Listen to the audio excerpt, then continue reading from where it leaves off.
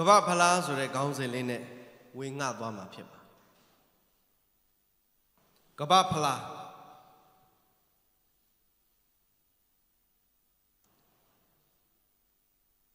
Gaba Pala Surane, Polo Agazapi, Mingao Mimba. Dabe met the Majanza de my yitare, Gabaji Boma, Tola me Palari Jong. The Gabaji Yame Palari Junction of Yoma Pit, Ella Lure ha, the Majanza de my yitare, Eddie Palari go, they say Mozabu. Bolonga Palagoro, a young say when Zaja, young G do they. Koreani. Go to get say when Zayame Palari, they say Mozabu. Go net the gay sign Palari, they say Mozabu. Go net Masainet, Bolonga Pala. Ho Paladi Palari go say when Zani Jare, a later, a year to you, a chain bene jar. Go net the gay sign Palari John. Tiro Tibe me, a mother may be penny jare, a rajo. Tama Janza de ma, Yonji do it, Titare. Palari John would you know. Yodoma Pipare. Hey Shayan Nasako. Ange Gogani to say, ma. Pen no you mind to Jalo. Kama go night your more Molly and Nijalo. Zabi go Matau Bay, Yemulie. They the Yago Matau Bay, Tayingly a Shijai, a Jamuga, Tawara Payadi, 8 chin do the bogo, they no night doing the pie. They no Miasigo, baby. They no Iprofamia, Memia, Biade Candumyago, Ponlando movie. Dima Yemuni Ragaro Hosebi Palaja Mahodobu Matau Bete, Matau Be Moonebi Akunalo Ninu Popia Genema Mooney. Morning, Kamago night your moye, Molly and Nija. Matau Bay, Yemubi, the Yago, Matau Bay, Tanya Nijari.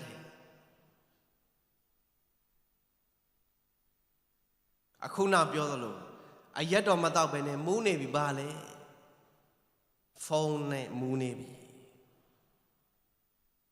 Taya Nijari. Majishu then a yarigo, Jishu Bido. Paupia nebi, Eddie Tema Moilio be money jade. Loga Gide Machinoro, the Ditaya me Jin Shaoyame.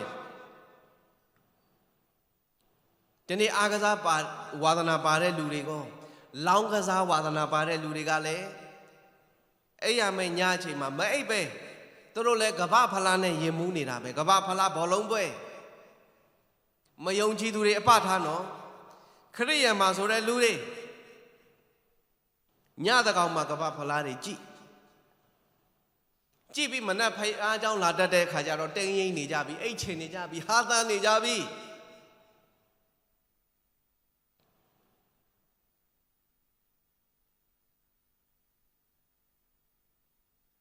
Arajo Gaba Palajira, a pilla. Mazia Romuludo Bajonle General Alon Dibi, Agaza Loda, Pim Hogu. Longaza Lodaga, a pipit. Agaza Lodaga, a Pim Hogu. Agazago Gidaga, a Pim Hogu. Swellanaga, a pipit. Majiba Maninabu. Poegon Nireshima, a shima Kaliti of your Piatolo, the Haren, the year overline. That the gay. A denoma. Kaliti Yaga, a Yenonga, Payaja Hong, a Chainonga, Geno Paki, Shide Chainonga.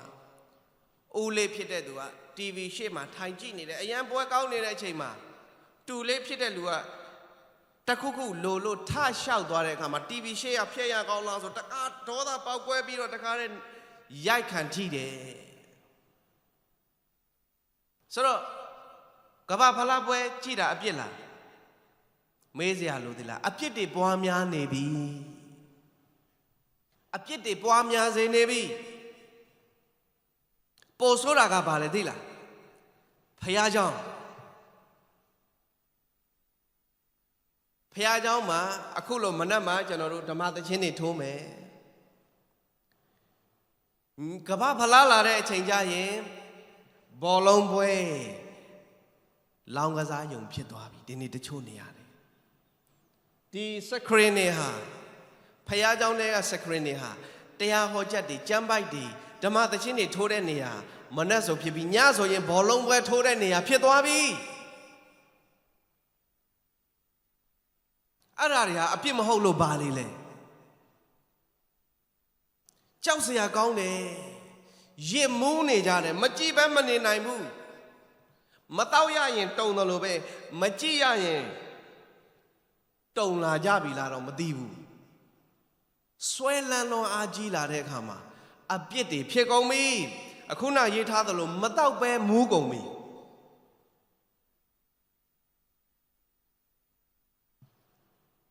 တချို့အသင်းတော်တွေမှာဆိုကျွန်တော်တို့ကြားဘူးတယ်ညနေစည်းဝေးရှိတယ်ဆိုတော့အစည်းအဝေးက6နာရီကနေမှ8နာရီထိရှိမယ်ဆိုတော့ဒီနေ့တနင်္ဂနွေညမှာကမ္ဘာဖလားပွဲက9နာရီစမယ်ကမ္ဘာဖလားပွဲက9နာရီဆိုလာမှာ live လွှင့်မယ်ဆိုတော့အသင်းတော်မှာအိုးဆောင်တဲ့သူကဆုံးဖြတ်လိုက်တယ်ဒီနေ့ညနေငါတို့အစည်းအဝေးကိုအတူချုံပဲလုပ်လိုက်တော့မယ်နိုင်ဝက်နဲ့အပီး6နာရီကနေစမယ်6နာရီခွဲဆိုသိမ့်မယ်ပြင်ဆင်စရာရှိတာပြင်ဆင်ပြီးလမ်းမှာသွားဖို့နိုင်ဝက်အချိန်ရတယ်ဆိုတော့အဲ့ဒီနေ့တနင်္ဂနွေညမှာ6နာရီကနေ8နာရီဖရားဝတ်ပြုခြင်းဟာနိုင်ဝက်နဲ့အပီးကျင်းပါလိုက်ပြီနိုင်ဝက်နဲ့အပီးဖရားရှိခိုးလိုက်ပြီပြီးသွားပြီပြီးတာနဲ့အရှိုးရှိုးကဘာဖလားကိုပြေးတယ်ဒါကတကယ်နော်တကယ်အဖြစ်ပြက်ဖယားเจ้าနေဘယ်လိုလုပ်မလဲအဲ့ဒါတွေကအပြစ်မဟုတ်ဘူးလားကဘာဖလားကြည့်တာအပြစ်လားဆိုပေမဲ့ဖြစ်ကုန်ပြီအချိန်တွေကအဲ့ဒါလိုတွေဖြစ်ကုန်ပြီဗိမာန်တော်တွေတော့မှဖယားဝတ်ပြုကိုပဲတဲ့အချိန်တွေတော့မှကဘာဖလားနဲ့တိုင်ရင်ရွှေ့ပေးရမယ်ကိန်းပေါက်နေပြီ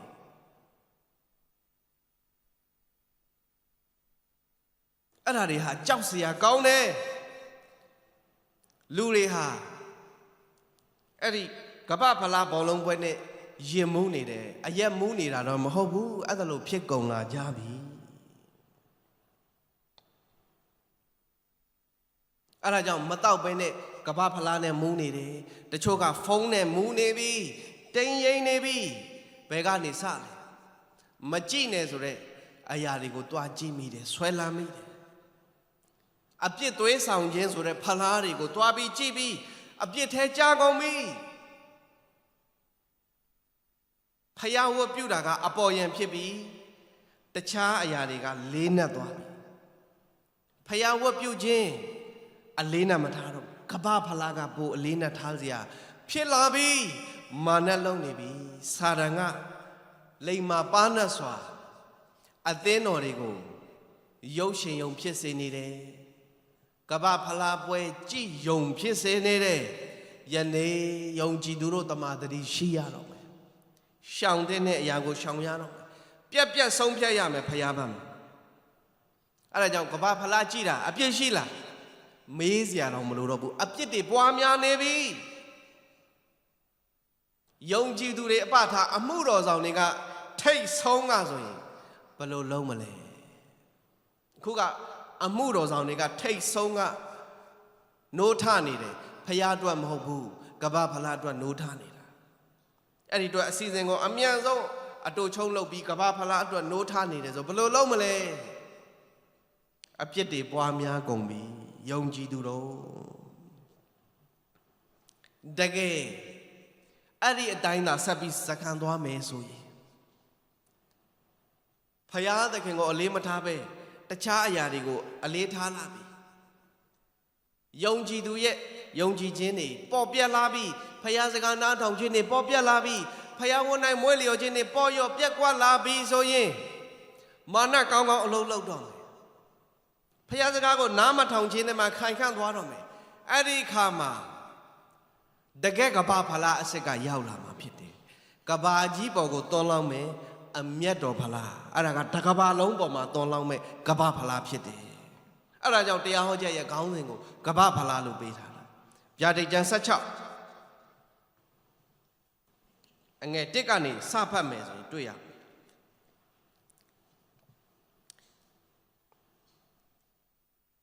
ဒီမှာလူတွေဟာဖျားစကားကိုနားမထောင်ပေါ့ပြက်ယုံကြည်တော့ယုံကြည်ပါတယ်ဆိုပေမဲ့ဖျားသခင်ကိုအလေးမထားတော့ဘူးရွှွှွှနှောင်းနှောင်းပေါ့ပေါ့ပြက်ပြက်နဲ့ဖျားဝတ်နိုင်မွေးလျော်ခြင်းနေမှာလေပေါ့ပြက်လာတဲ့အခါမှာဖျားစကားနားမထောင်တဲ့ယုံကြည်သူတွေတိုးလာတယ်ဖယားအလိုနဲ့ဆန့်ကျင်တဲ့ယုံကြည်သူတွေတိုးလာပြီးယုံကြည်သူတော့ယုံကြည်သူပဲဖယားအလိုကိုဆန့်ကျင်တယ်ဖယားစကားကိုနားမထောင်ဘူးနတ်ဆိုးစကားကိုနားထောင်နေသူတွေဒီလိုလူတွေများလာတဲ့အခါမှာအမျက်တော်ဖလားတက်ရောက်တယ်ဘာနဲ့တူတယ်လဲဆိုရင်တောတုံနဲ့ကဘောဓာမြို့လိုပဲအဲ့ဒီမြို့မှာဖြောင့်မတ်တဲ့သူအယောက်90ရှိရင်လည်းဖယားမဖြတ်စီဘူး40ရှိရင်လည်းမဖြတ်စီဘူး30ရှိရင်လည်းမဖြတ်စီဘူးနောက်ဆုံး10ယောက်ရှိရင်လည်းမဖြတ်စီဘူးတယောက်မှမရှိတော့လို့အမျက်တော်မိုးတက်ရောက်တယ်အဲ့ဒီသဘောပဲနောက်ဆုံးကဘာပေါ်မှာဖြောင့်မတ်တော်သူပျောက်လူဆဲဆဲရှိပြီးလုံးဝမရှိတော့တော့ဘူးခရစ်ယာန်တွေတော့များမယ်ယုံကြည်ပါတယ်ဆိုပြီးပြောတဲ့လူတွေတော့များမယ်ဒါပေမဲ့တကယ်ဖြောင့်မတ်တဲ့လူတွေလားဆိုမဟုတ်တော့ဘူးဖခင်စကားကိုနားမထောင်တဲ့ခရစ်ယာန်တွေများလာပြီအဲ့ဒီခါမှာအမျက်တော်ဖလားတက်ရောက်ဖို့ရှိလာပြီဖြစ်တယ်ချီဆောင်ခြင်းလာပြီးတဲ့နောက်ပိုင်းမှာနားမထောင်တဲ့လူတွေပဲကြံခဲ့တော့မှာဖြစ်တယ်ခရစ်ယာန်တွေတော့ခရစ်ယာန်တွေပဲနားမထောင်တဲ့ခရစ်ယာန်တွေကြံခဲ့မယ်မဖြောင့်မတ်ပဲမာနရဲ့အလိုကိုဆောင်တဲ့ခရစ်ယာန်တွေကြံခဲ့မယ်အဲ့ဒီခါမှာတကဘာလုံးကိုကြည့်လိုက်မယ်ဆိုရင်မတရားမှုတွေနဲ့ပြည့်နေတဲ့ခါမှာဘုရားသခင်ရဲ့အမျက်တော်ဖလားတကဘာလုံးကိုလောင်းမယ်အဲ့ဒါကတကယ်ကဘာကြီးရမယ်ဖလားကဘာကြီးကဖလားတစ်လုံးနဲ့တော့မဟုတ်ဘူးဖလား9လုံးရမှာဒီမှာရေးထားတယ်ကဘာဖလားဟာ9လုံးဖြစ်တယ်ကြည့်ရဗျာဒိတ်ကျမ်း16တိကနေဖတ်မယ်ဗိမာန်တော်တွေကကြီးသောအတန်ကတွားကြလောဖျားသခင်၏အမျက်တော်ဖလား9လုံးကိုမြေကြီးပေါ်သို့တွန်းလောင်းကြလောဟုကောင်းငင်တမန်9ပါးတို့အားပြောဆိုသည်ကိုငါကြား၏ဖျားသခင်ကိန်းအောင်တဲ့ဗိမာန်တော်တွေကနေအတန်ကလာပြီးအမျက်တော်ဖလား9လုံးကိုမြေကြီးပေါ်သို့တွန်းလောင်းကဘာကြီးဟာအမျက်တော်ဖလား9လုံးခံစားရမှာဖြစ်တယ်ရမှာဖြစ်တယ်ဘာကြောင့်လဲဖလားတစ်လုံးနဲ့ရဖို့တောင်မှမနေစူးစမ်းနေရတာကဘာကြီးကဖလား9လုံးရအောင်အပြစ်တွေဘလောက်လှုပ်လိုက်မှမသိဘူးအပြစ်နဲ့ပတ်သက်လာရင်နားမထောင်မှုနဲ့ပတ်သက်လာရင်ချမ်းပယံနေများလာတဲ့အခါမှာဖယားသခင်ကဖလား9လုံးစူချလိုက်ပြီအပြစ်ချမ်းပယံနေနားမထောင်ခြင်းချမ်းပယံနေအတွက်ကဘာဖလား9လုံးဖယားသခင်စူချတယ်အမျက်တော်ဖလားပထမသူသည်တွား၍မိမိဖလားကိုမြေကြီးပေါ်သို့တွန်းလောင်းလျင်တားရဲ့ဤတစိတ်လက်မှတ်ကိုခံ၍သူဤရုပ်တုကိုကိုးကွယ်သောလူတို့၌အလွန်ဆိုးသောအနတ်စိမ်းပေါက်လေ၏ဒုတိယကောင်းကင်တမန်သည်မိမိဖလားကိုပင်လယ်ပေါ်သို့တွန်းလောင်းလျင်ပင်လယ်သည်လူသေးဤအသွေးကဲ့သို့သောအသွေးဖြစ်၏ပင်လယ်၌အသက်ရှင်သောသတ္တဝါအပေါင်းတို့သည်တေကြ၏တတိယကောင်းကင်တမန်သည်မိမိဖလားကိုမြစ်ပေါ်သို့လည်း၎င်းမြစ်ပေါ်သို့၎င်းစမ်းရည်တွင်းပေါ်သို့၎င်းတွန်းလောင်းလျင်ထိုအရာတို့သည်သွေးဖြစ်ကြ၏ကောင်းကင်တမန်ကလည်းပြစ္ဆုတ်ပံအတိတ်အနာဂတ်ကာလအစဉ်ရှိတော်မူသောအရှင်ကိုတော်သည်ဤသို့တရားစီရင်တော်မူသည်မှာဖြောင့်မတ်တော်မူ၏ထိုသူတို့သည်တန်ရှင်းသူတို့၏အသွေးပရောဖက်တို့၏အသွေးကိုတွန်းလောင်းကြသည်ဖြစ်၍သူတို့အားအသွေးကိုတိုက်တော်မူပြီးသူတို့လည်းခံထိုက်ကြပါ၏ဟုရှောက်ဆိုသည်ကိုငါကြား၏ရစ်ပလင်ကလည်းမှန်ပါ၏အနန္တတကုနှင့်ပြည့်စုံတော်မူသောထာဝရအရှင်ဘုရားသခင်ကိုတော်စီရင်တော်မူခြင်းအရာတို့သည်ဟုတ်မှန်ဖြောင့်မတ်ကြပါ၏ဟုရှောက်ဆိုသောအတန်ကိုငါကြား၏ဒီလိုဖလားတွေသုံးရတဲ့အကြောင်းရင်းဟာအခုနလိုဖြောင့်မတ်တဲ့လူတယောက်မှကဘာပေါ်မှာမရှိတော့ဘူးဖြောင့်မတ်တဲ့လူတွေကိုသူတို့ကတတ်ပလိုက်ကြတယ်ဖြောင့်မတ်တဲ့သူတွေကိုလက်ပင်ဖြတ်တယ်ဒီနေ့ခေတ်ဆိုတနတ်တွေနဲ့ပြစ်တတ်မယ်အမျိုးမျိုး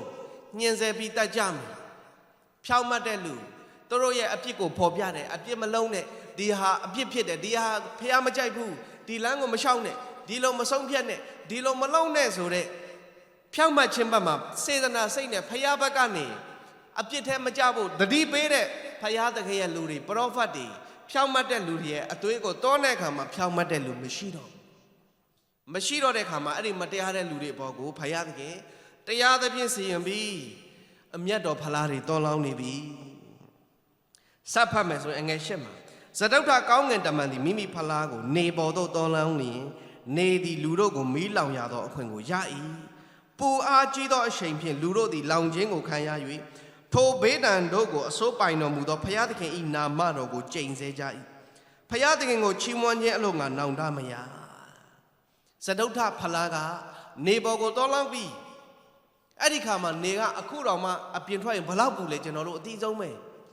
အဲ့ဒီအခါမှာဇဒုဋ္ဌဖလားကိုတောလောင်းလိုက်တဲ့အခါမှာနေကလူတွေကိုလောင်ရတဲ့အခွင့်တောင်ရတဲ့အထိပူတော့မှာအစပေါင်းများစွာပူပြီးနေပူတဲ့ထွက်ပြီးဆိုရင်လူတွေလောင်ပြီးဖြစ်တယ်မခံနိုင်တော့ဘူးမခံနိုင်လောက်တဲ့အပူရှိန်နဲ့ပူပြီးပူတဲ့အခါမှာဒီလိုဒဏ်ခတ်နေတဲ့ဖယားကိုနောင်တရပြီးတောင်းပန်ရမယ်အစားဖယားရဲ့နာမတော်ကိုကျိန်ဆဲတယ်ဘလို့ဖယားလဲငါတို့ကိုဒီလောက်ပူအောင်နေကိုဘာလုပ်လိုက်တာလဲဆိုပြီးဖယားကိုနောင်တနဲ့အပြစ်ကိုစွန့်ပြေးပြီးတော့မှဒီလောက်ဒဏ်ခတ်နေတာကိုနောင်တရမယ်စားနောင်တမရတဲ့ပြင်နာမတော်ကိုကျိန်ဆဲတယ်ဖယားကိုချီးမွမ်းဖို့နောင်တမရကြဘူးပြစ္စမကောင်းငင်တမန်သည်မိမိဖလားကိုတားရဲ့ဤပလင်ပေါ်သို့တော်လောင်းလျင်သူဤနိုင်ငံသည်မှောင်မိုက်အတိဖြစ်လေ၏နိုင်ငံသားတို့သည်ပင်မအားကြီးသည်နှင့်မိမိတို့ရှာကိုကိုက်ခဲကြ၏မိမိတို့ခံရသောဝေဒနာနှင့်အနာစိမ်းများကြောင့်ကောင်းငင်ဘုံအရှင်ဘုရားသခင်ကိုကျိန်ဆဲကြ၏မိမိတို့အကျင့်ကိုလည်းနောင်တမရကြပြင်စမဖလားကလည်းတားရဲ့ပလင်ဆိုတဲ့ဘုရားသခင်ကိုဆန့်ကျင်ဘက်ပြူတယ်သူကဘာပေါ်မှာခေါင်းဆောင်ဖြစ်နေပြီဖယားကိုဆန့်ကျင်ပြီးဖယားလူတွေကိုတတ်တဲ့ခေါင်းဆောင်ကြီးသားရဲ့လူတကာဖိမ့်ပိမ့်တုံအောင်ကြောက်နေရတဲ့အာနာရှင်ကြီးသူ့ရဲ့ပလင်ပေါ်ကိုလည်းအမျက်တော်ဖလားရောက်တယ်အဲ့ဒီခါမှာမှောင်မိုက်အတီးဖြစ်ပြီးနိုင်ငံသားတွေဟာပင်ပန်းကြီးပြီးရှာတွေကိုကိုက်ခဲရတယ်သူတို့ခံရတဲ့ဝေဒနာနဲ့အနာစိမ့်နေကြောင်းနောင်တမရဘူးမိမိတို့အကျင့်ကိုနောင်တမရတဲ့ပြင်အခုနလူတွေလိုပဲဖယားသခင်ကိုကြိမ်ဆဲတယ်ဒီလောက်ထိဆုံးမခြင်းလာနေတာဖယားသခင်ကျွန်တော်တို့နောင်တရပါပြီဒီအပြစ်တွေကိုစွန့်မာတော့မယ်နောက်တစ်ခါအပြစ်မလုပ်တော့ဘူးဒီဘေးဒဏ်ကိုဖယားသခင်ဖယ်ရှားပေးပါဆိုပြီးနောင်တရပြီးတောင်းပန်ရမယ်အစားဘာလို့ဖယားလဲဆိုပြီးကြိမ်ဆဲပြီး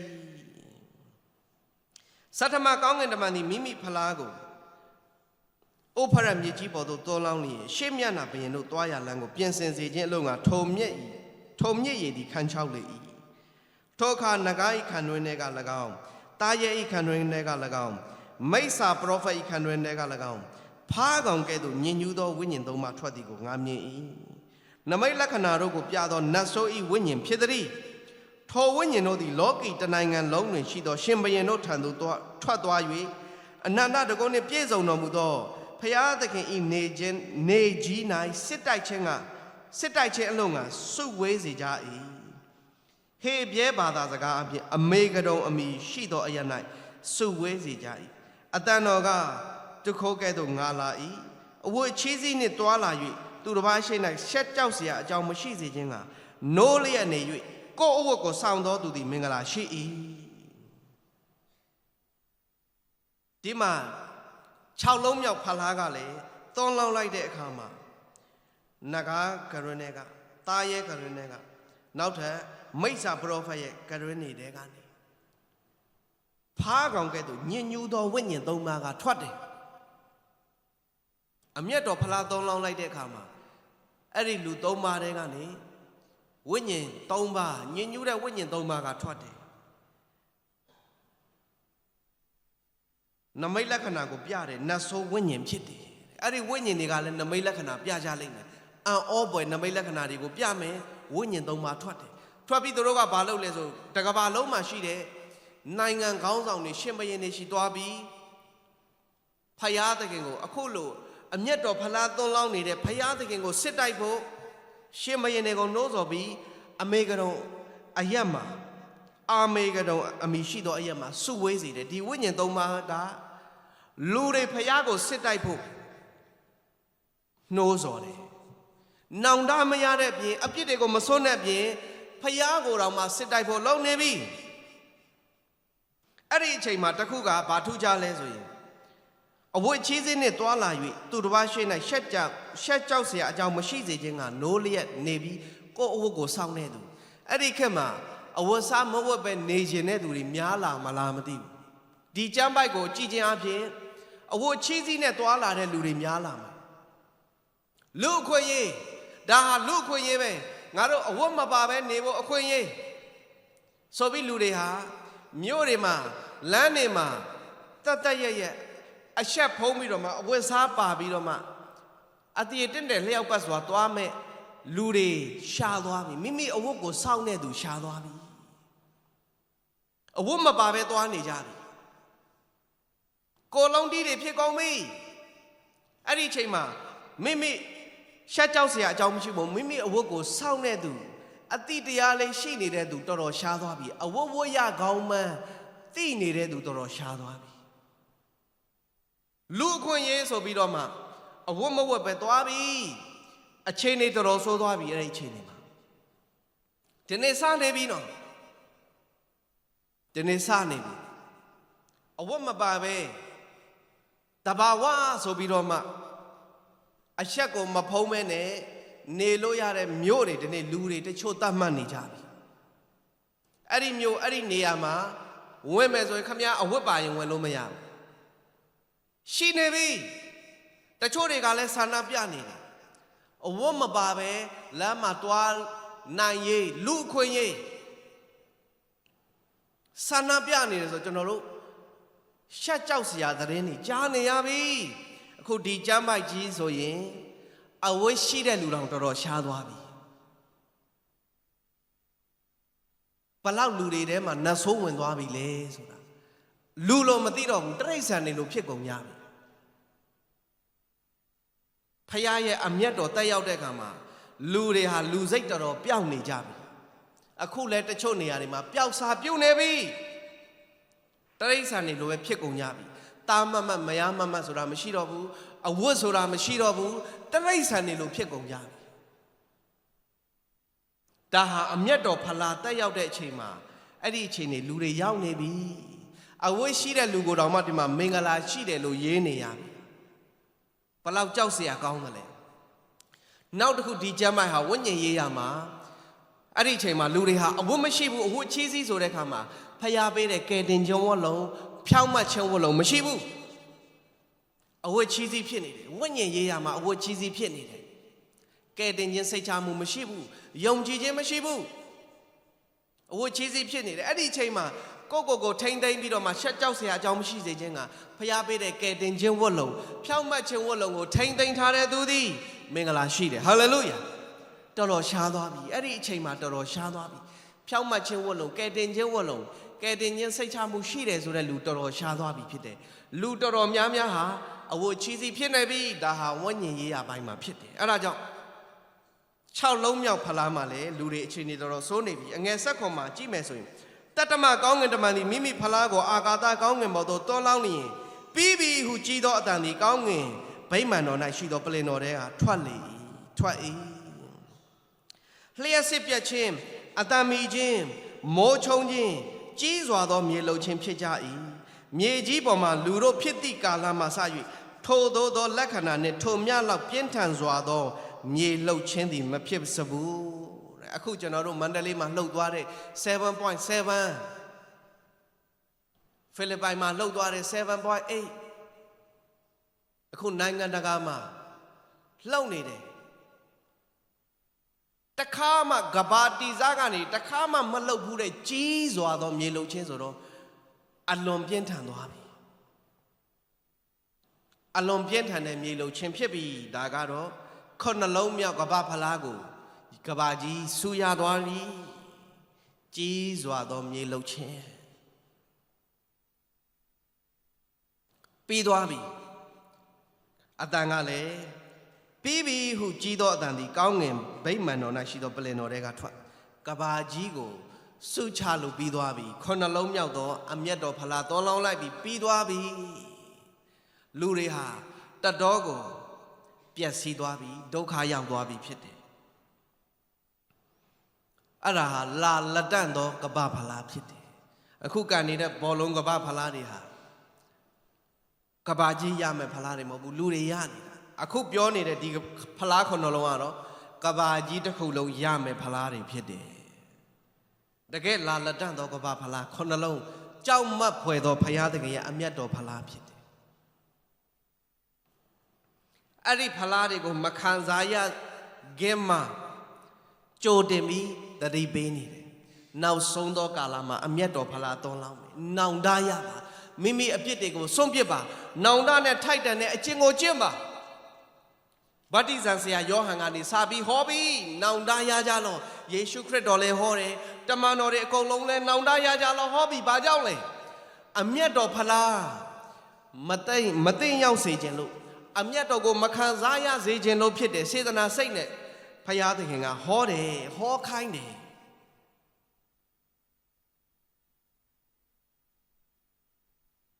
အဲ့ဒါလို့ဟောတဲ့အခါမှာနောင်တရရင်ကဲတင်ခြင်းတို့ရောက်မယ်ဟေရှာယ51စက္ကုံကနေ22မှာဟေရှာယ51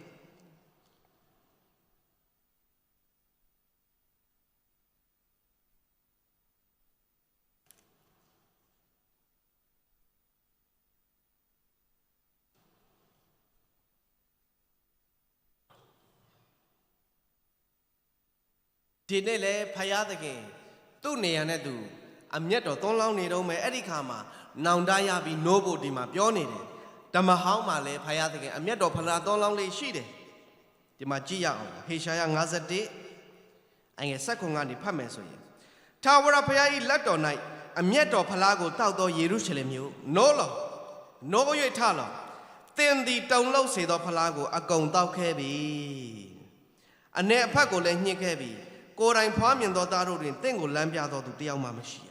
ကိုယ်တိုင်မွေးစားသောသားတို့တွင်တင့်ကိုလက်ဆွဲသောသူတယောက်မှမရှိအစာခေါင်းပါ၍လူစိတ်ညံခြင်းပေဓာဖြင့်ဖြတ်စည်းခြင်းဘေးဒီဟုသောဘေးနှစ်ပါးတို့သည်တင့်အပေါ်မှာရောက်လာသည်ဖြစ်၍တင့်အတွက်အဘယ်သူငိုကြွေးမိတမ်းသနည်းငါသည်အဘယ်သို့ချမ်းသာပေးနိုင်သနည်းသင်ဤသားတို့သည်မိန်မောတူဝေကြ၏ကြော်ကွင်း၌ဖမ်းမိသောဆိုင်ကဲ့သို့ခတ်သိမ်းသောလမ်းဝမှအိပ်၍ထာဝရဘုရား၏အမျက်ထွက်တော်မူခြင်းသင်ဤဘုရားသခင်ဆုံးမတော်မူခြင်းနှင့်ဝါကြ၏တို့ဖြစ်၍ညှင်းဆဲခြင်းကိုခံရသောသူစပြည့်ရည်မှတပါအခြားသောရည်မျိုးနှင့်ရည်မှုသောသူနားထောင်လောအရှင်သင်ဤအရှင်မိမိလူတို့ကိုသင်ဤအရှင်မိမိလူတို့၏အမှုကိုစောင့်တော်မူသောသင်ဤဘုရားသခင်ထာဝရဘုရားမိန့်တော်မူသည်ကားကြည့်ရှုလောတုံလှုပ်စေသောဖလားငါအမျက်တော်ဖလားဤအနေဖက်ကိုသင်သည်သင်ဤလက်မှငါအမျက်တော်ဖလားဤအနေအဖက်ကိုသင်ဤလက်မှငါရုပ်၍သင်သည်နောက်တစ်ဖန်မတော့ရနောင်တရရင်ဘုရားကဆုံးမတယ်အမျက်တော်ဖလားကိုသွန်းလောင်းတယ်ဂိတ်ဆုံးမခြင်းကိုခံရပြီးတော့မှနောင်တရရင်ဘုရားသခင်ကပြန်ပြီးအမျက်တော်ဖလားကိုရုပ်သိမ်းတယ်နောက်တစ်ခါမတော့ရတော့ဘူးကဘာဦးကနေစပြီးကြည့်လိုက်နောအေလက်ထက်မှာတကဘာလုံးကိုဘုရားသခင်အမျက်တော်ဖလားသွန်းလောင်းတယ်ရေကြီးသွားပြီနောအေသတိပေးတယ်နားမထောင်ဘူးအခုနာတီဟဆောင်လဲတချင်းဆိုသွားပြီနောအေသတိပေးတဲ့အခါမှာနားမထောင်တဲ့တကဘာလုံးရေလွှမ်းမိုးပြီးပျက်စီးသွားတဲ့အခါမှာလူ8ယောက်ပဲကဲ့တင်ခြင်းတို့ရောက်တယ်အမျက်တော်ဖလားကိုမတောက်ရတဲ့လူ8ယောက်ပဲကြံခဲ့တယ်နောအေးနဲ့ဇနီးတဲ့သား3ယောက်နဲ့ချွေးမ3ယောက်လူ8ယောက်ပဲကဘာပေါ်မှာလွတ်သွားတယ်အမျက်တော်ဖလားမှာနားမထောင်တဲ့လူတွေအားလုံးတောက်လိုက်ရတယ်ပျက်စီးသွားတယ်နားထောင်တဲ့ဝန်ခံတဲ့နောအေးနဲ့မိသားစုတစုပဲလွတ်တယ်လို့ပဲတောရုံနဲ့ဂေါမောရာမြို့မှာလေတတိပေးခြင်းတွေဘလို့လာမရဘူးအပြစ်ထဲမှာပဲမွေ့ပျော်နေတယ်အခုန ကိလေသာကာမဂုဏ်မှာမှွန်နေကြတယ်တစ်မျိုးလုံးဟာအဲ့ဒီခါမှာလောတနဲ့သမီးနှစ်ယောက်ပဲလွတ်သွားတယ်လောတဇနီးကစားနိုင်ဖြစ်သွားတယ်တစ်မျိုးလုံးကိုအမျက်တော်ဖလားတော်လောင်းသွားတယ်လောတတော်မှာအာဗြဟံရဲ့မျက်နှာကိုထောက်လို့ဖျားကယ်လိုက်တာတနာတာနားမထောင်တဲ့သူတွေအကုန်အမျက်တော်ရောက်တယ်အခုလေဒီမှာလေအမျက်တော်ဖလားအနေဖက်ကိုအကုန်တောက်ခဲ့ရပြီနားထောင်မဲဆိုရင်နောက်တစ်ခါမတောက်စေရတော့ဘူးအမျက်တော်ဖလားကိုငါရုပ်သိမ်းမယ်ဆိုပြီးယနေ့လဲဟောနေပြီယနေ့လဲဒီမှာထိုင်နေတဲ့ယုံကြည်သူတွေကိုဖရာသခင်တတိပေးနေတယ်အမျက်တော်ဖလားကိုနောက်တစ်ခါမတောက်ရဘူးတချို့သောသူတွေဖရာသခင်ရဲ့အမျက်တော်ထိလို့ဒုက္ခရောက်ခဲ့ကြဘူးပြီးပြီတချို့တွေအနာရောဂါဘေးတချို့တွေစီးပွားရေးပြတ်တဲ့ကတ်ဆိုင်တယ်တချို့တွေအမျိုးမျိုးသောစိတ်ပိုင်းဆိုင်ရာဝေဒနာတွေမှစ၍ဖယားသခင်ဒဏ်ခတ်တဲ့ဒဏ်တွေကိုထိကြတယ်ဖယားစကားနားမထောင်လို့မသိလို့မဟုတ်ဘူးတိတိကြီးနဲ့ဖယားသခင်ရှိကပြေးတယ်နားမထောင်ဘူးအဲ့ဒီကမှနားမထောင်တဲ့အခါမှာအမျက်တော်ဖလားကိုတော်လောင်းတဲ့အခါမှာထိပြီအဲ့ဒါကြောင့်နောက်တစ်ခါတောက်เสียမလို့အောင်နောင်တနဲ့ပြောင်းလဲပါနောင်တရကြလောကောင်းကင်နိုင်ငံတည်လို့နေပြီဆိုပြီးဧဝံဂေလိတရားသည်စခဲ့ပြီယနေ့ယုံကြည်သူတွေလည်းအမျက်တော်ဖလားကိုမတောက်ဘူးနှုတ်ကပတ်တော်အပြင်တတိပေးနေပြီတကယ်ပြောင်းလဲပြီးနောင်တရပြီအခုနဗျာဒိတ်ချမ်းကလူတွေကတော့တလောက်ထိဒုက္ခရောက်နေတာဆုံးမခြင်းခံနေရတာကိုနောင်တမရတဲ့ပြင်ဖခင်ကိုကြိမ်ဆဲတယ်အဲ့လိုမဖြစ်ပဲနဲ့ကိုသိပြီးကိုအပြစ်တွေကိုစွန့်ပြီးဝန်ချတောင်းပန်စွန့်ပြစ်မယ်ဆိုရင်အမျက်တော်ဖလားကိုတင့်လက်ကနေဖခင်ပြန်ရုပ်သိမ်းလိုက်မယ်ဟာလေလုယာရုပ်သိမ်းပြီးတော့ကယ်တင်ခြင်းခွက်ဖလားကိုကန်ရလိမ့်မယ်ဟာလေလုယာစာလံ116အငယ်7ကနေ14မှာစာလံ116အငယ်7ကနေ14မှာငါ၌ထာဝရဘုရားပြုတော်မူသောကျေးဇူးအလုံးစုံတို့ကိုအဘယ်သို့ဆက်ရမည်နည်းကဲတင်ခြင်းခွက်ဖလားကိုကန်ယူ၍ထာဝရဘုရား၏နာမတော်ကိုပဌနာပြုမိထာဝရဘုရားအားသစ္စာဂရိထားသည့်အတိုင်းထာဝရဘုရား၏လူများရှိ၌သစ္စာဝတ်ကိုဖြေမိတဲ့ဟာလေလုယာဒီမှာဒီစာလံဆရာကဘုရားရဲ့ကျေးဇူးတွေကိုခံရပြီဘုရားရဲ့အမျက်တော်ဖလားလေးတောက်ခဲ့ပြီးဖလားကိုဘုရားရုပ်သိမ်းလိုက်တဲ့အခါမှာအများကြီးကျေးဇူးကိုခံရပြီယနေ့ကျွန်တော်တို့လည်းဒီလိုဖြစ်ကောင်းဖြစ်လိမ့်မယ်ဘုရားသခင်ဒဏ်ခတ်တဲ့အချိန်တွေကနေတင့်ကိုပြန်ပြီးကယ်တင်လိုက်တဲ့အခါမှာကယ်တင်ခြင်းခွက်ဖလားကိုကင်ပြီးဘုရားသခင်ရဲ့နာမတော်ကိုပဌနာပြုရမယ်နောက်တစ်ခုကဘာလဲထာဝရဘုရားအသစ္စာဂရိထားသည့်အတိုင်းထာဝရဘုရား၏လူများရှိမှသစ္စာဝတ်ကိုဖြည့်မိအခုနောက်လို့ဒုက္ခအရရောက်တဲ့အချိန်မှာကျွန်တော်နောင်တရပြီကျမနောင်တရပြီဒီပြစ်ကိုနောက်တစ်ခါမလုပ်တော့ဘူးဒီလိုနားမထောင်ခြင်းနောက်တစ်ခါမရှိစေရဘူးကိုတော့ကျွန်တော်ကိုကဲပါကျမကိုကဲပါတကယ်ကိုနောင်တနဲ့ဖယားကိုတောင်းပန်တဲ့အခါမှာဂတိတွေပေးတဲ့အခါမှာနောက်တစ်ခါဒီလိုမဖြစ်စေရဘူးနောက်တစ်ခါဒီအဖြစ်မလုပ်တော့ဘူးလို့ဂတိပေးလိုက်တဲ့ဂတိကိုပြန်ပြီးကောင်းလာတဲ့အခါပြန်ပြီးကောင်းစားလာတဲ့အခါပြန်ပြီးကြမ်းမာလာတဲ့အခါသစ္စာဝတ်ကိုဖြေရမယ်ဒါဟာအရေးကြီးတယ်ကဲတင်ခြင်းခွက်ဖလားကိုကင်ပြီးသစ္စာဂတိထားတဲ့အတိုင်းသစ္စာဝတ်ကိုဖြေမယ်ကျွန်တော်ဒုက္ခရောက်တဲ့အချိန်မှာဘုရားသခင်ကိုအပြစ်တွေကိုစွန့်ပစ်ပြီးနောင်တရတယ်ဂတိလည်းပေးလိုက်ပြီးနောက်တစ်ခါဒီလိုမဖြစ်စေရပါဘူးဆိုတဲ့အတိုင်းကျွန်တော်နောက်တစ်ခါဒီအဖြစ်ကိုမလုပ်တော့ဘူးအခုလည်းမလုပ်တော့ဘူးကျေးဇူးတင်ပါတယ်ဟာလေလုယာအဲ့ဒါလို့ချီးမွမ်းရမယ်ဒီနေ့များသောအားဖြင့်ကတော့ဘုရားသခင်အမျက်တော်ဖလားကိုရုပ်သိမ်းပြီးပြန်ကြမ်းမာလာတယ်ပြန်ပြီးကောင်းစားလာပြီးပြန်အဆင်ပြေလာပြီးဆိုရင်အစိုးဆုံးအချိန်တွေမှာဘုရားကိုဂတိပေးခဲ့တဲ့ကျွန်တော်နောက်တစ်ခါဒီအပြစ်မလုပ်တော့ပါဘူးဆိုတဲ့ဂတိမေ့သွားပြီပြန်ပြီးကောင်းစားလာတဲ့အခါအပြစ်ပြန်လုံးမိတယ်မဖြစ်သင့်ဘူးအစိုးဆုံးအချိန်တွေမှာဘုရားသခင်ကိုနောင်တနဲ့စွန့်ပစ်ပြီးတဲ့ဒီအပြစ်ကိုဂတိလည်းပေးပြီးတဲ့အတိုင်းသစ္စာဝတ်ကိုဖြေရမယ်မဖြေရင်တော့နောက်တစ်ချိန် ဖလားလာဖို့အကြောင်းရှိတယ်နောက်ထပ်ဖလားတစ်ခုထပ်ဆင့်အကယ်ဒမီရလိမ့်မယ်တပူပေါ်မှာတပူဆင့်ပြီးဒုက္ခတွေတက်ရောက်လိမ့်မယ်တတိထားရမယ်ဒီတခါတော့ပိုဆိုးသွားလိမ့်မယ်အဲဒါကြောင့်နောင်တရပြီးပြောင်းလဲပြီးပြန်ကောင်းစားလာပြီဘုရားသခင်သင်ကိုကယ်တင်လိုက်ပြီဆိုရင်ကျေးဇူးတော်ကိုမမေ့ပါနဲ့ကယ်တင်ခြင်းခွက်ဖလားကိုကင်ပြီးအဆုံးထိရပ်တည်ပါနားထောင်ပါဆာလ23:5မှာလည်းယုံကြည်သူတွေအလွတ်ရလေရှိတဲ့ဒီကျမ်းပိုက်လေးဆာလ23အငယ်9ရဲ့အောက်ဆုံးအကြောင်းတတိယအကြောင်းမှာအကျွန်ုပ်ဤခွက်ဖလားသည်ရှံလျက်ရှိပါ၏ဆာလ23ကိုငယ်ငယ်ကလေးက Sunday School ထဲမှာအလွတ်ချက်ခဲ့ကြတယ်လေအလွတ်ရုပ်ခဲ့ကြတယ်အကျွန်ုပ်ဤခွက်ဖလားသည်ရှံလျက်ရှိပါ၏ဟုတ်တယ်ယုံကြည်သူတွေကိုဘုရားသခင်ကောင်းချီးပေးတယ်လိုတာထက်ပိုပြီးရှံပဲစွာခန္ဓာပိုင်းဆိုင်ရာမငတ်ဘူးစားစရာတောက်စရာနေစရာထိုင်စရာကြွယ်ဝစွာရှံပဲစွာယနေ့ကျွန်တော်တို့ကိုဘုရားပေးထားတယ်ဟာလေလုယာအကျွန်ုပ်ရဲ့ခွက်ဖလားသည်ခန္ဓာပိုင်းဆိုင်ရာမှာလည်းရှံနေသလိုဝိညာဉ်ပိုင်းဆိုင်ရာမှာလည်းကျွန်တော်တို့ရဲ့အသက်တာထဲမှာဘုရားသခင်ရဲ့ဝိညာဉ်တော်နဲ့ပြည့်ရှံစေနေတယ်ဟာလေလုယာဘုရားသခင်ရဲ့နှုတ်ကပတ်တော်အစစ်ဆိုတဲ့ဘုရားသခင်ရဲ့တရားတော်နဲ့ကျွန်တော်တို့ရဲ့အသက်တာနှလုံးသားခွက်ဖလားမှာပြည့်ရှံစေတယ်ပြောင်းလဲတဲ့ယုံကြည်သူတိုင်းရဲ့ခွက်ဖလားဟာပြည့်ရှံနေတယ်နှုတ်ကပတ်တော်နဲ့ပြည့်ရှံနေတယ်ဝိညာဉ်တော်နဲ့ပြည့်ရှံနေတယ်အဲ့ဒီခါမှာခန္ဓာပိုင်းဆိုင်ရာကိုလည်းဘုရားသခင်ဂရုပေးတဲ့အတိုင်းကောင်းကြီးပေးတယ်ကျမ်းမာစေတယ်လုံခြုံစေတယ်ဘုရားသခင်ရဲ့နာမဖို့လို့ငါကျွန်တော်တို့ကိုအသက်ရှင်ခွင့်ကိုဘုရားပေးတယ်ကျေးဇူးတော်ကြီးတယ်ကဲတင်ခြင်းခွက်ဖလားဒီမှာတော့ဘုရားသခင်ရဲ့ကျေးဇူးတော်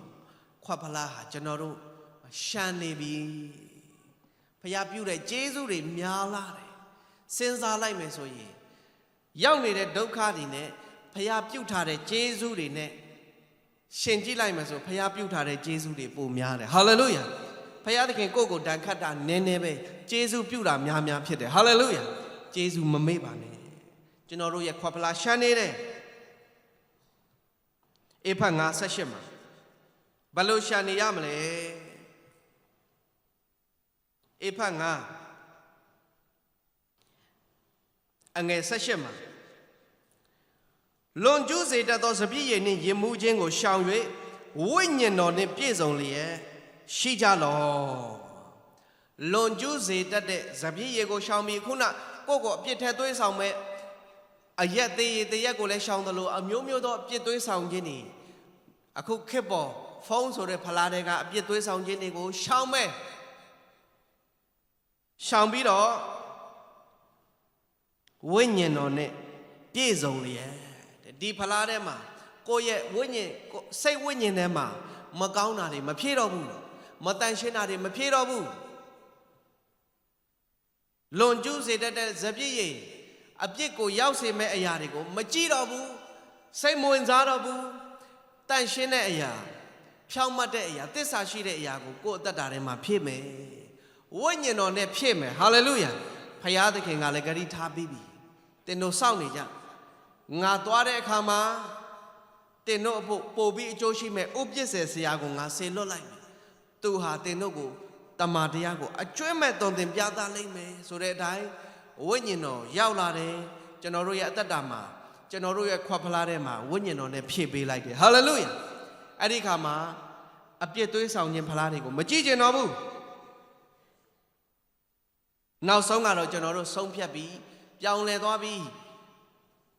အတ္တတာစုံလင်သွားပြီးသခင်ဖခင်ရဲ့ဇပွဲမှာရောက်နေပြီဆိုရင်သခင်ဖခင်ရဲ့ခွက်ဖလားကိုပဲတောင်းရတစ်ဖက်မှာနတ်ဆိုးရဲ့ခွက်ဖလားကတော့တင့်ကိုအမြဲသွေးဆောင်နေမှာဖြစ်တယ်1 ကော10:21ဒါလေးကိုကျွန်တော်နောက်ဆုံးဖတ်ချင်တယ်1 ကော10:21မှာသခင်ဖခင်ဤခွက်ဖလားနတ်ဆိုးတို့ဤခွက်ဖလားနှစ်ပါးကိုတင်တို့မတောက်နိုင်ကြ1 ကော10:21ကောရိန္သုဩဝါဒစာပထမဆုံး10:21ကိုဖတ်နေခြင်းဖြစ်ပါတယ်သခင်ဖခင်ဤခွက်ဖလား နတ်ဆိုးတို့ဤခွက်ဖလားနှစ်ပါးကိုတင်တို့မတောက်နိုင်ကြသခင်ဖျားဤဇပွဲနတ်ဆိုးတို့ဤဇပွဲနှစ်ပါးကိုတင်တို့သည်ဝင်၍မစားနိုင်ကြဒီနေ့ကနေစပြီးကျွန်တော်တို့သည်သခင်ဖျားရဲ့ဇပွဲတန်ရှင်းခြင်းဖြောင့်မတ်ခြင်းရှိတဲ့ဇပွဲမှာထိုင်ပြီးဆိုရင်နှုတ်ကပတ်တော်ဆိုတဲ့သခင်ဖျားရဲ့ခွက်ဖလားကိုပဲတောက်ရမယ်တန်ရှင်းခြင်းဆိုတဲ့ခွက်ဖလားကိုတောက်ရမယ်သစ္စာရှိခြင်းဆိုတဲ့ခွက်ဖလားကိုတောက်ရမယ်ဖြောင့်မတ်ခြင်းဆိုတဲ့ခွက်ဖလားကိုတောက်ရမယ်တစ်ချိန်လုံးကနတ်ဆိုးရဲ့ဇပွဲမှာထိုင်နေနတ်ဆိုးတို့ရဲ့ခွက်ဖလားကိုတောက်ခဲ့ကြတယ်သစ္စာမဲ့ခြင်းဖောက်ပြန်ခြင်းညင်ညူးခြင်းမနာလိုခြင်းလောဘကြီးခြင်းတတ်မှတ်ခြင်းဆိုတဲ့ဖလားတွေနတ်ဆိုးရဲ့ဇပွဲမှာခင်းထားပြီးကျွန်တော်တို့ထိုင်ခဲ့ပြီးတောက်ခဲ့ပြီးကျေးဇူးတော်ကြောင့်ကယ်တင်ခြင်းတို့ရောက်ပြီးသခင်ဖခင်ရဲ့ဇပွဲမှာရောက်လာကြပြီဟာလေလုယာရောင်ပြီးသခင်ဖခင်ဇပွဲကနေထပြီးဟိုဇပွဲကခွက်တွေပြန်မတောက်ကြနေတာဒီနေ့တချို့အခုနပထမပိုင်းမှာကျွန်တော်ပြောခဲ့သလိုဒီတနေရာထဲမှာပဲသခင်ဖခင်ရဲ့ခွက်ဖလားဝတ်ပြုမယ်ကိုးကွယ်မယ်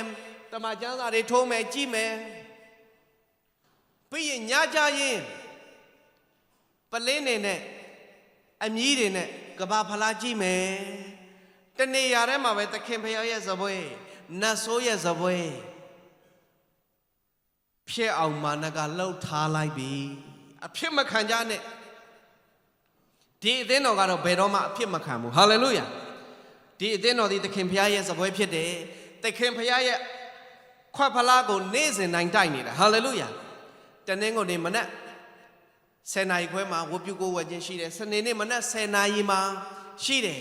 တင်းလင်းလာကနေတောက်ကြတိ9ရက်စလုံးည9နာရီမှာဆူတောင်းစည်းဝေးရှိတယ်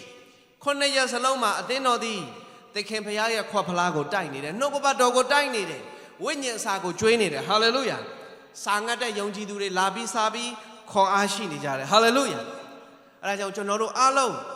သခင်ဖခင်ရဲ့ဇပွဲမှာပြက်ဆုံးဖြတ်ပြီးထိုင်ရမယ်တချို့ယုံကြည်သူတွေခြီတုံချတုံဖြစ်နေသလားဒီအပြစ်ကိုဆွံ့ရမလားမဆွံ့ရဘူးလားဆွံ့လည်းမဆွံ့ကျင်ဘူးမကောင်းမှလည်းသိတယ်ဒီနေ့အဲ့ဒီအပြစ်ကိုဆွံ့လိုက်အဲ့ဒီနတ်ဆိုးရဲ့ခွက်ဖလားကိုလွတ်ပြစ်လိုက်တော့သခင်ဖခင်ရဲ့ဖလားကိုပဲတောက်တော့